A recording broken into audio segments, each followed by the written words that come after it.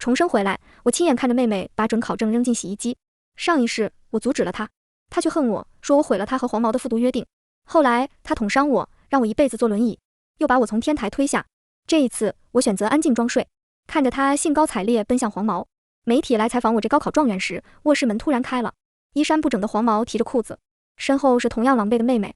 闪光灯亮起的瞬间，妹妹怨毒的目光死死定在我身上。顾雨薇，是你害我！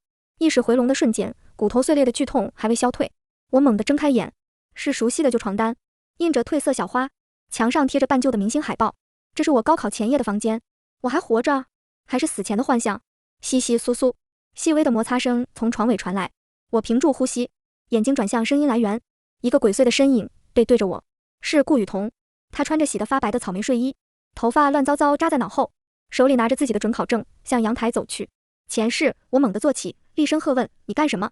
他吓得魂飞魄散，准考证飘落在地。我冲过去抓住他，一番撕扯，准考证保住了。我逼着他去了考场，他考上了大学，却恨了我一辈子。这一次，我闭上了眼睛。顾雨桐飞快回头，警惕地扫视床上。我维持均匀呼吸，眼皮一动不动。他看了几秒，确定我没醒，松了口气。洗衣机启动，低沉的注水声嗡嗡响起。20分钟后，父母的敲门声准时响起。雨薇，雨桐，起床了，吃完早饭去考场。母亲的声音急促。我睁开眼，平静地坐起身。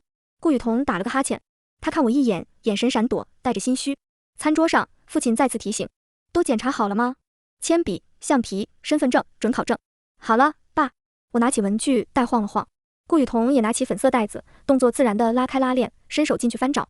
几秒后，他动作顿住。咦？他发出短促疑问，把东西全倒在桌上，笔、尺子、橡皮散落一片。我的准考证呢？他抬起头，带着哭腔看向父母。我明明昨晚放进去的。什么？父亲手里的牛奶杯哐当砸在桌上，白色液体溅开。母亲从厨房冲出来，脸色煞白。不见了？怎么可能？我亲手给你们放进去的。雨薇的还在吗？我打开自己的文具袋，抽出完好无损的准考证，放在桌上。在的，妈。雨薇的在。你的怎么会不见？快找！是不是掉在房间了？家里瞬间炸了锅。父母冲进顾雨桐的房间，掀被子，翻抽屉，抖书本。父亲趴在地上，用手电筒照床底。我站起身，象征性的在沙发垫下摸了摸，目光扫过阳台那扇紧闭的门。顾雨桐显得比父母还着急，他翻箱倒柜，动作很大。最终，无意间，他停在阳台门口。他惊呼一声，猛地掀开洗衣机盖子，滚筒里水已排干，桶壁上沾着纸片，依稀能认出准考证的字迹。顾雨桐捂住嘴，眼睛瞬间红了。怎么会在这里？被洗了？他转向母亲，声音颤抖：“妈，是不是你洗衣服没掏口袋？”父亲脸瞬间铁青，转向母亲：“怎么回事？跟你说过多少次，洗衣服前必须掏干净口袋。”母亲被指责砸懵了，看着丈夫暴怒的脸，再看看女儿，嘴唇哆嗦：“我掏了啊，怎么会？雨桐，妈妈对不起你。”他想拉顾雨桐的手，却被伤心的甩开。现在说这些有什么用？父亲烦躁地抓头发，压下怒火，看挂钟，时间紧迫，雨薇不能耽误，我先送她去考场。雨桐，你也一起去，跟老师解释，看有没有补救办法。他抓起车钥匙往外冲，我默默跟上。经过顾雨桐时，他低着头，肩膀抽动，仿佛哭得不能自已。但我清晰地看到，他垂下的头发缝隙里，嘴角压着一丝得逞的弧度。考场门口人声鼎沸，父亲陪着顾雨桐找监考老师交涉。我拿出准考证，走向入场通道。刷身份证进闸机前，我回头望了一眼，顾雨桐被父亲拉着，跟一位严肃的监考老师说话。老师摇头，态度坚决。他们身后不远处的马路牙子上，黄毛小子靠在他的破摩托上，叼着烟，眯眼看向这边。看到顾雨桐被拦在门外，他咧嘴笑了，冲他挑眉。顾雨桐似乎感应到了，飞快回头一瞥，眼里掠过隐秘的欢喜。最后一门结束铃响，我走出考场。我知道我的分数不会差，但家里此刻吵翻了天。都是你，洗个衣服都洗不好，那是高考，一辈子的事。我明明掏了雨桐的裤子口袋，翻了好几遍，空的。翻了几遍，还能把准考证洗了？怪我？你怎么不怪自己？准考证最后谁检查的？是你。要是头天晚上仔细看看文具袋，能出这事吗？客厅变成战场，风暴中心的顾雨桐却像置身事外。他盘腿坐在沙发上，低头玩手机，嘴角抿起甜蜜笑意，脸颊泛红。他在和黄毛聊天，沉浸在为爱牺牲的幻想里。我冷眼看着。前世我曾劝解，最终被怨恨，但父母的争吵让我心烦。看下家里的监控不就清楚了？空气瞬间凝固，顾雨桐脸上的笑容冻结。不用了吧？客厅监控只能拍客厅，阳台是死角，拍不到的。他语无伦次，眼神躲闪。父母被点醒了。是啊，监控。父亲拿起连监控的手机，手指哆嗦。顾雨桐脸色更白了，死死盯着手机屏幕，屏住呼吸。趁父母不注意，他飞快掏出自己的手机。父亲皱着眉翻找记录，奇怪，那天早上的记录是空的。顾雨桐肩膀微松，把手机塞回口袋。爸妈，算了吧，可能监控出故障了，自动覆盖了，看不到也正常。别找了，反正改变不了什么。母亲看他懂事的样子，内疚涌上。我却上前一步，拿过手机。爸，这监控带动作捕捉功能，检测到移动画面会自动截图，上传云端备份。我看看云端有没有。顾雨桐身体瞬间绷紧。我点屏幕，输入密码，进入云端备份，找到了时间标记为今天早上6点15分的截图，清晰度不高，但足以辨认。一个穿草莓睡衣的身影，捏着一张长方形硬纸片，蹑手蹑脚走向阳台。时间仿佛暂停。父亲死死盯着屏幕，眼睛瞪得溜圆。他清脆响亮的耳光炸裂在死寂的客厅。顾雨桐半边脸高高肿起，浮现清晰五指印。顾雨桐，父亲怒吼：“你告诉我，你他妈到底想干什么？高考？你当是过家家吗？我和你妈起早贪黑，省吃俭用，供你们读书，图什么？就图你把准考证扔洗衣机里，就图你装神弄鬼，害得全家鸡飞狗跳。”巨大的失望和愤怒让父亲身体摇晃。顾雨桐捂着脸，缩着脖子，带着哭腔：“我成绩没有姐姐好，就算考了，也上不了好大学。我想复读1年，更有把握。”他不敢提黄毛。父亲喘着粗气说道：“好，你想复读是吧？行，这个暑假你哪儿也别想去，就在家待着，让你姐好好给你补课，从头开始补，听见没有？”顾雨桐低着头，含糊应了一声：“嗯。”我清晰地看到他死死攥着拳头，指甲掐进掌心。第二天一早，父母临走前交代：“雨薇，好好看着雨桐，别让她出去瞎混。”家里恢复寂静。我拿起整理好的笔记和习题册，走到顾雨桐房门前，敲门，里面毫无动静。我拧开门把手，顾雨桐没锁门，他靠窗边的书桌前，背对着门，盯着窗外楼下某个方向。听到开门声，他猛地回头，看到是我，脸上的期盼褪去，换上厌烦和抗拒。顾雨薇，我自己会学习，不用你教。我把资料放在他杂乱的书桌上，语气平淡：“爸妈安排的，我只是照做。”目光扫过窗外，楼下灌木丛旁，一个穿紧身花衬衫、顶黄毛的脑袋若隐若现。破摩托停在不远处，顾雨桐顺着我的目光看去，脸色微变。他立刻挪动身体，挡住我的视线。我收回目光，嘴角扯出极淡的弧度。雨桐，我只是执行爸妈的命令，至于你自己想做什么……我顿了顿，目光扫过客厅的摄像头。我管不着，只要别让爸妈知道就行。顾雨桐愣住，眼中爆发出惊喜。姐，你真的不拦着我？他试探地问。我拿起他桌上的粉色玩偶把玩，你想见谁是你的自由，只是提醒你，大门走不了。我知道，我知道。顾雨桐喜笑颜开，冲到窗边，对楼下挥手。姐，你放心，子俊就在下面。我让他去物业借梯子，我从窗户爬下去。神不知鬼不觉，前世我的关心换来悲惨命运，这一世我甚至好心提醒，注意安全。顾雨桐，好好享受你自由的爱情吧。起初他只是偷偷爬窗溜出去，和黄毛游荡到天黑，再爬回来。他的房间里开始出现廉价香水味，还有劣质烟味。后来黄毛胆子越来越大。某天下午，我经过他虚掩的房门，听到里面传来调笑声。透过门缝，黄毛大喇喇坐在顾雨桐床上，手里夹着烟。顾雨桐腻在他怀里，看到我，黄毛没慌，反而咧嘴露出一口黄牙，冲我吹了个轻佻的口哨：“哟，姐姐回来啦！”眼神黏腻，带着打量和下流的侵略性。我什么也没说，面无表情地关上门。门板隔绝了里面压低的嗤笑声。顾雨桐撒娇抱怨，看他那假清高的样子，讨厌死了。没关系，我告诉自己，沉溺吧，放纵吧，尽情享受这偷来的欢愉。很快，你们就会知道这自由的代价。高考后，查分，我的名字后面一片空白，成绩被屏蔽了。心一沉，怎么回事？后来才知道，我是状元。媒体闻风而动，要来采访。我等采访当天上午才打电话告诉父母，爸妈，记者下午来家里采访，我是状元。什么？母亲声音拔高，状元？雨薇，你说你是状元？老天爷啊，我的女儿，状元！她和我爸立刻请假。下午2点将至，楼道响起嘈杂脚步声、交谈声、金属碰撞声。来了！父母容光焕发，母亲里鬓角、抻衣角，父亲挺直腰，清清嗓子，拿着钥匙走向家门。我落在后面。记者说要拍一组进门的镜头。父亲深吸一口气，堆起笑容，猛地拉开门。咔嚓，咔嚓咔嚓，炫目白光，暴雨般的闪光灯，快门声连成一片。门外拥挤着人头、镜头、麦克风。门内是明亮的客厅，水果和饮料。焦点不是父母，也不是我。客厅中央长沙发上，一个黄毛脑袋猛地弹起。林子俊脸上潮红褪去，只剩惊骇。上身皱背心，牛仔裤退到膝盖。他手忙脚乱地往上拉。他身下是我妹妹顾雨桐，校服上衣扯开大半，露出内衣肩带。白皙皮肤在闪光灯下亮得刺眼，他瞬间僵直，瞳孔放大。啊！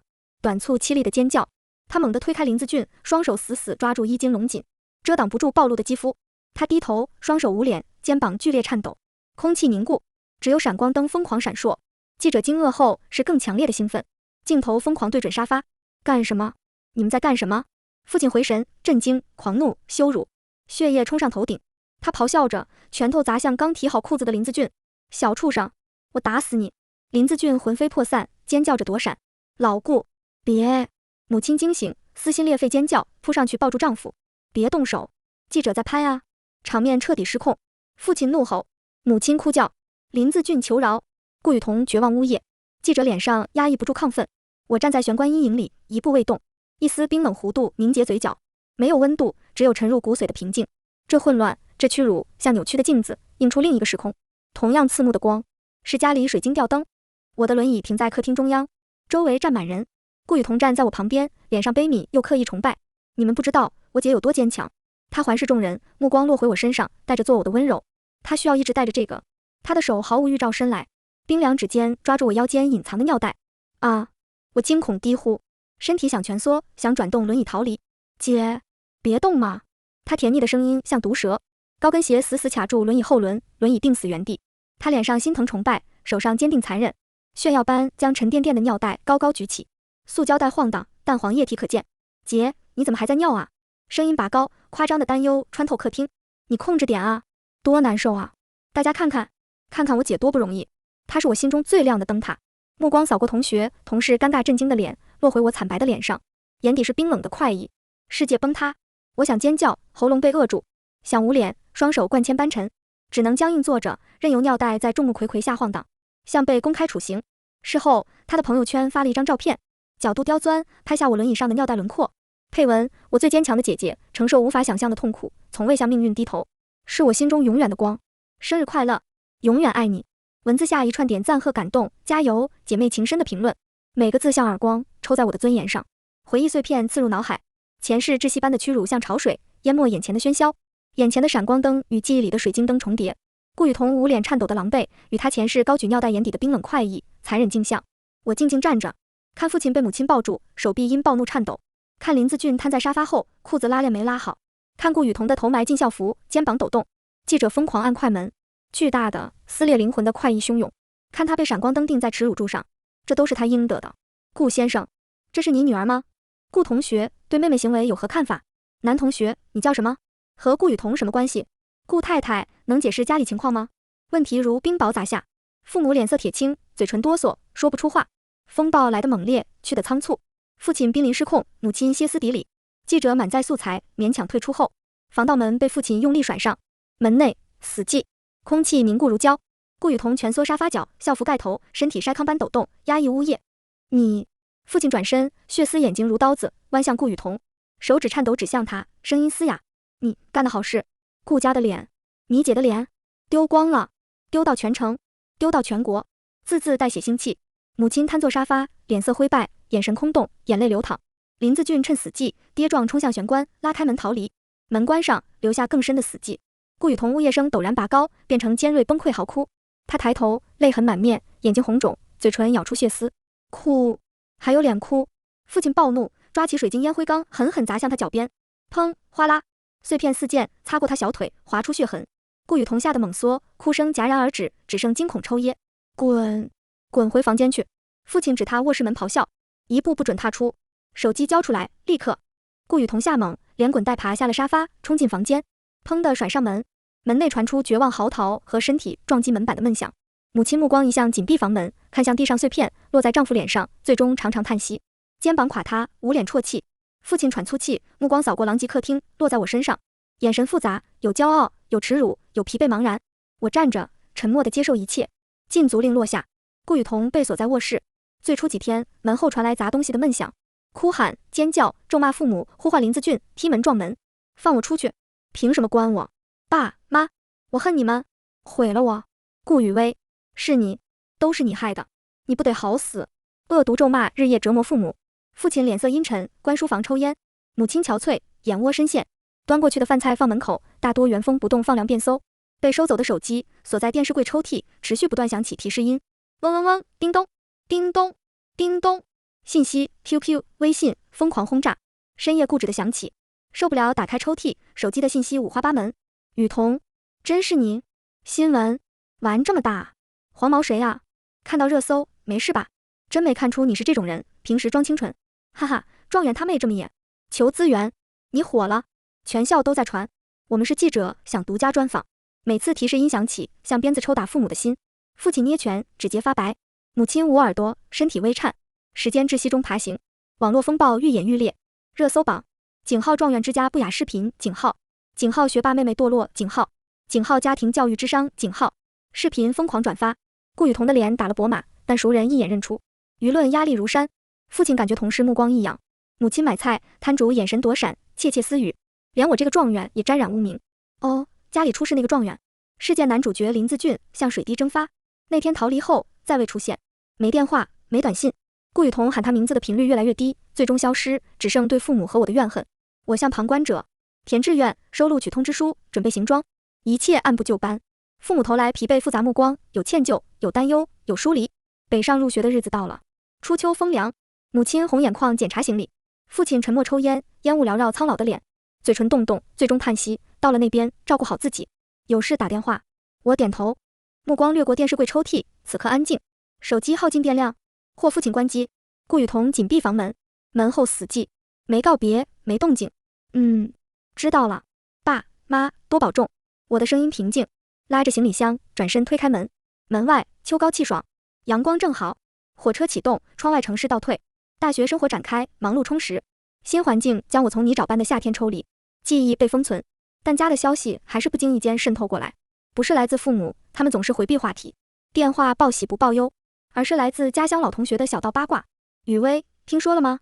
你妹顾雨桐，太吓人了，我心里咯噔一下，她在家割腕了，真的，流了好多血，送医院抢救了，还好发现的早。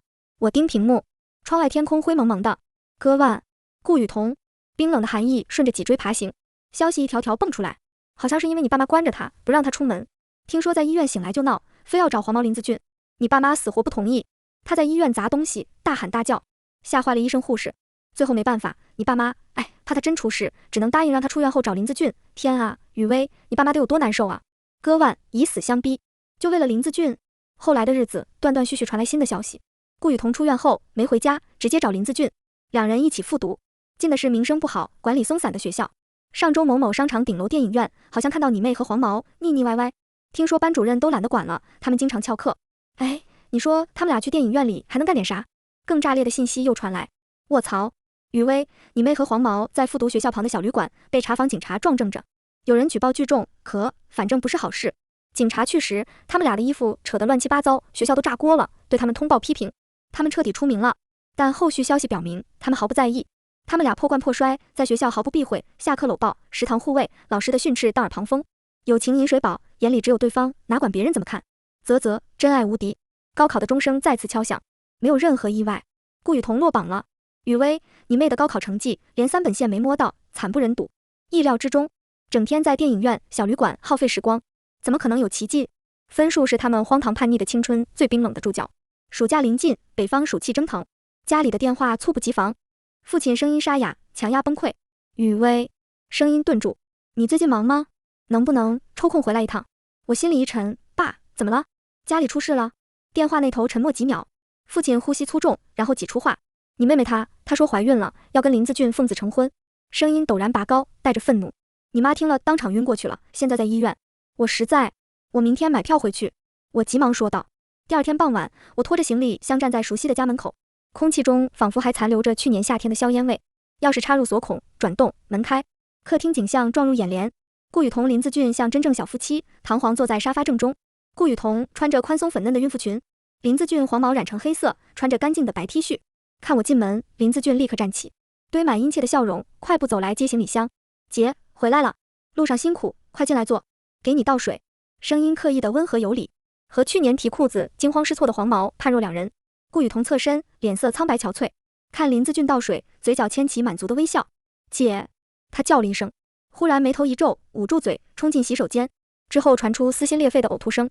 林子俊端水杯的手顿住，笑容扯开更大弧度，尴尬讨好。孕吐，正常，姐，喝水。水杯硬塞进我手里，我接过水，没有喝，目光落在刚回来的顾雨桐身上，他擦着嘴角，脸色苍白，眼神飘忽。几个月了？我开口，声音平淡。顾雨桐擦嘴的动作突然停止，抬眼看我，他的眼神慌乱了一下，下意识看向林子俊。林子俊笑容冻结，眼神闪烁，脱口而出：啊，哦，快3个月了。3个月。顾雨桐同时开口反驳，声音尖利：什么3个月？明明才2个月多一点。说完，意识到失言，立刻抿紧嘴唇，眼神躲闪。3个月和2个月多一点其实差不多。我在意的是他们的态度，为什么如此紧张？林子俊表情僵住，飞快地瞪了顾雨桐一眼。顾雨桐低头，手指角衣角，脸色忽红忽白。短暂沉默后，林子俊猛拍大腿，声音拔高，夸张肯定：对，瞧我这记性，是2个月出头。2个月出头。雨桐说的对，2个多月，光顾高兴，日子记混了，哈哈。干笑2声，打破尴尬。顾雨桐赶紧抬头，勉强挤出笑容，用力点头。2个多月。子俊他高兴记错了，姐别介意啊。两人一唱一和，拙劣的圆谎，我没当场戳破，平静点头。晚上，母亲的病房外，父亲疲惫地靠着墙，一根接一根抽烟，烟雾缭绕，眼睛布满红色的血丝。爸，我走到身边，声音压低：雨桐怀孕，不太对劲。父亲猛抬头，浑浊的眼睛锐光一闪，怎么说？怀孕多久说不清，改口太刻意，像临时编的谎言。父亲夹着烟的手指剧烈颤抖，烟灰落下。带他去医院，声音很轻，不容置疑。详细检查，确定真假，不能光听他们说。看着父亲瞬间苍老了10多岁的脸，我心疼的不行。父亲沉默，狠吸了一口烟，重重吐出，烟雾模糊了他痛苦挣扎的脸。许久，喉咙挤出沙哑的音节：好。第二天，父亲顶压力，委婉地向顾雨桐提出去医院做个全面检查，对胎儿好。顾雨桐瞬间炸了，检查又检查，他如同被激怒的母兽，跳上沙发，脸色涨红。又是你，顾雨薇，又是你背后出的馊主意吧？我就知道，你回来没安好心，见不得我好，见不得我幸福。他的声音尖利刺耳，手指颤抖着指向我。你们根本不信我，从来不信。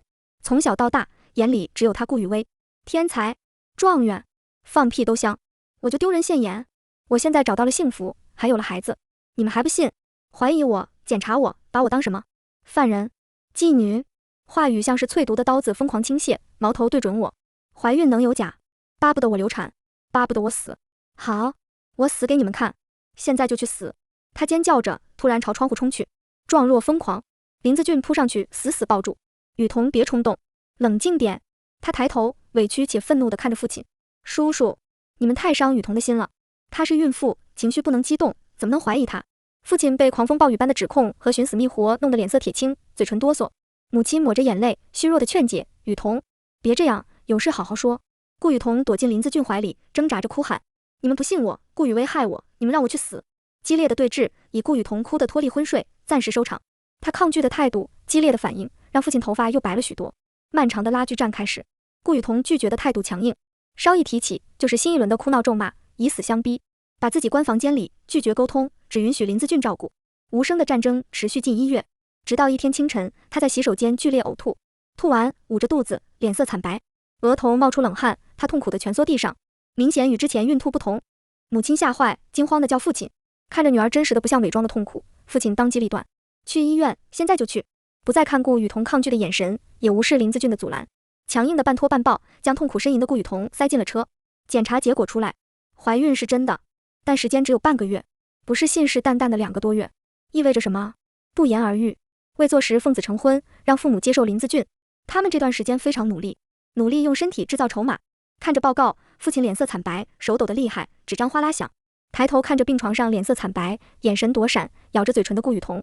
母亲捂着嘴，短促呜咽，眼泪汹涌。林子俊缩在墙角，大气不敢出。唉，父亲长长的叹息，只能疲惫地认命妥协。抬起浑浊的眼睛，目光在顾雨桐脸上停留了几秒，眼神复杂，痛心、失望、愤怒化为死心。他没有看林子俊，回去准备吧，声音嘶哑。婚事，但临近结婚，却又出了事。顾雨桐的孩子没了。原来自从顾雨桐怀孕，就忽视了林子俊。这小黄毛忍不住就偷了腥，但被顾雨桐发现，2个人大打出手，孩子因此也没了，婚期就此作废。顾雨桐整天窝在家里，暴饮暴食，短短几个月时间，长到了160斤，脾气也变得暴躁，动不动就对父母发脾气。父母也对他越来越失望。后来我在大学上学，就很少听到他的事了。父母在电话里也顶多提一句：直到我毕业回家，几乎认不出来他了。他变得更胖了，皮肤长期不见阳光，病态的白，看到人的时候也是畏畏缩缩的，对我的态度似乎也有了变化，客客气气的。父母对此倒是很欣慰，但经历过上一世的我，对他始终抱有警惕。而事后也证明，确有必要。因为外婆生病，父母要去外地看望，剩我和顾雨桐单独在家。有一天夜里，我看到他房间的灯亮着，似乎还在打电话。鬼使神差的，我贴到门上偷听，结果让我一阵后怕。对，只要你过来，我保证让你达成心愿，但你也要遵守约定娶我，还要给我50万的彩礼。放心吧，我会在他喝的水里加药的。我不知道他在跟谁说话，但他想害的除了我还有谁？我悄悄回到房间，思考着对策。第二天一早，顾雨桐就主动给我端来牛奶和早餐。我假装要忙工作，把东西端进房间，但一口也没敢喝，没敢吃。打开门的时候，发现顾雨桐正贴在房门口。见我没有事，他有些诧异。中午的时候，他又主动要求做饭，不过他的手艺确实不怎么样，我也光明正大的提出吃外卖。见我吃得很香，顾雨桐突然笑了，让我隐隐有些不安。他说道：“你听到了，对不对？”我点点头，语重心长地说道：“我们毕竟是亲姐妹，我不想弄到警局。你……”他打断我的话，一脸愤恨：“亲姐妹，为什么我们的命运完全不同？凭什么你就能上大学？凭什么爸妈就喜欢你？”我皱着眉说道：“这不都是你自己的选择吗？当初不是你自己把准考证放到洗衣机里的吗？”他露出恍然的表情：“你果然早就发现了，为什么当时不阻止我？”我瞠目结舌，前世他也是同样的语气，问的却是：“你为什么阻止我？”原来不管我做什么样的选择，他都会把自己的不幸怪到我的头上。顾雨桐，你就不会从自己身上找找原因吗？一副好牌被你打得稀烂，你能不那么恋爱脑吗？顾雨桐看着我，眼中满是怨恨。我不甘心，凭什么你就过得比我好？不过没关系，过了今天，你就会比我更惨。你以为吃外卖就没事了？我突然想到，即使是外卖，也可能被下药。果然，我的头昏昏沉沉的。意识模糊之前，我看到顾雨桐打开门，一个黄毛窜了进来。等我醒来的时候，躺在家里的沙发上，父母都回来了，衣服完整，并没有遭受什么不幸。其实我早就报了警。警察在子俊正要做坏事的时候过来，抓了个现行。顾雨桐因为是共犯，也被带走了。父母知道了前因后果，十分生气，不愿意去保释他。父亲甚至说，就当没有这个女儿。因为企图强奸，林子俊被判了刑，而顾雨桐却只是缓刑。父母还是不能狠下心，让我出具了谅解书。但他们给顾雨桐在外面租了房子，不愿意再认他，企图伤害我，让这段亲情失去了最后的羁绊。可我知道，他没有那么容易死心的。自从顾雨桐搬了出去，我就找了私家侦探，关注着他的动向。后来发现他从黑市买了硫酸，而我的订婚宴就在不久后举行。我相信他是准备在那时候动手，所以提前请了保镖。果然，订婚宴当天，顾雨桐不请自来，没说两句祝福的话，他就直接从包里掏出硫酸要泼我。但保镖身手很快，他还没有打开瓶盖就被抢了过去。计划被阻，他一路跑上了天台，最后失足落下。